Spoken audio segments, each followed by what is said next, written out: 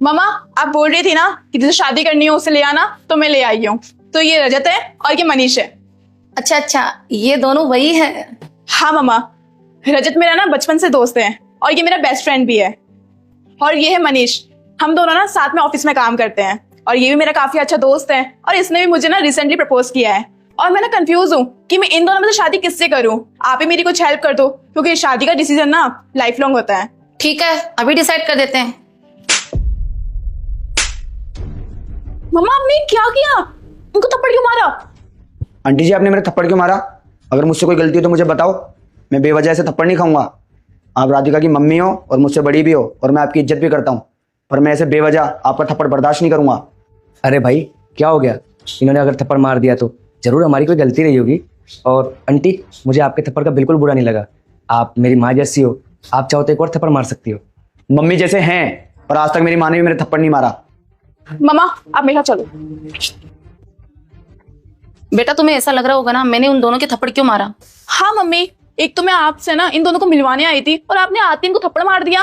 बेटा, तुम्ही ने तो मुझे कहा था कि दोनों में से एक को चुनने में मुझे कंफ्यूजन हो रहा है, इसलिए मैंने ये सब किया ताकि तुम्हें समझ आ जाए कि तुम्हें शादी किससे करनी है। ओह, अब समझी मैं। इसका मतलब मनीष मेरे लिए ठीक है। वो कैसे? देखा नहीं आपने, जब आपने मनीष को थप्पड़ मारा था तो उसने कितना क्वाइटली जवाब दिया कि आप मेरे से बड़े हैं, आप मेरी मम्मी जैसी है, आप मुझे मार सकते हो।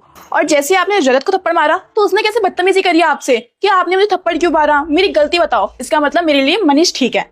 नहीं, तुम गलत हो। कैसे?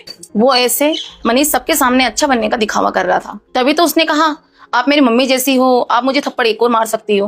और दूसरी तरफ रजत, उसको मैंने जैसे ही थप्पड़ मारा तो उसने नेचुरल रिएक्ट किया और दिखावट नहीं किया। उसने तो मुझे यही पूछा कि आपने मुझे बेवजह थप्पड़ क्यों मारा। अगर मेरी कोई गलती है तो मुझे मेरी गलती बताओ। देखो बेटा, रजत सही के लिए लड़ सकता है, तुम्हारे लिए भी और खुद के लिए भी। चाहे सामने कोई भी हो, वो गलत के लिए आवाज उठा सकता है। समझ गई मम्मा, चलो।